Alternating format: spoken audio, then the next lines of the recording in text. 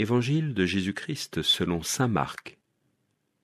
En ce temps-là, Jésus disait à la foule : « Est-ce que la lampe est apportée pour être mise sous le boisseau ou sous le lit ? N'est-ce pas pour être mise sur le lampadaire ? Car rien n'est caché, sinon pour être manifesté. Rien n'a été gardé secret, sinon pour venir à la clarté. Si quelqu'un a des oreilles pour entendre, qu'il entende. » Il leur disait encore : « Faites attention à ce que vous entendez. La mesure que vous utilisez sera utilisée aussi pour vous, et il vous sera donné encore plus. Car celui qui a, on lui donnera. Celui qui n'a pas, on lui enlèvera même ce qu'il a. »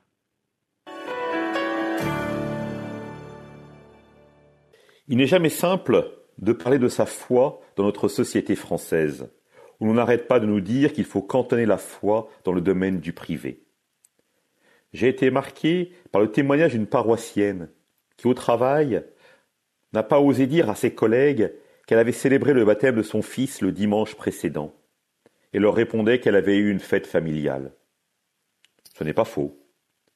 Mes frères et sœurs, il est temps de sortir de nos tombeaux pour annoncer celui qui nous fait vivre. C'est Jésus lui-même qui nous le demande. Est-ce que la lampe est apportée pour être mise sous le boisseau ou sous le lit ? Depuis le jour de notre baptême, nous sommes devenus, au dire du Christ lui-même, la lumière du monde. Nous avons donc une responsabilité de porter haut cette lumière, de ne pas la cacher, car sinon notre monde s'enfoncerait dans l'obscurité. Alors oui, n'hésitons pas à saisir les occasions qui se présentent à nous pour pouvoir témoigner de la présence de Dieu à nos côtés. Et Dieu sait que les occasions sont multiples. Alors chaque matin, prions pour demander à l'Esprit Saint de savoir identifier les perches qu'il nous tend pour annoncer la lumière du monde. Pour demander à l'Esprit Saint de discerner le moment opportun pour pouvoir parler de lui. Prions pour demander à l'Esprit Saint une audace toujours nouvelle pour proclamer la victoire du ressuscité. Et gardons, tout au long de notre journée, cette promesse que Jésus lui-même nous a faite.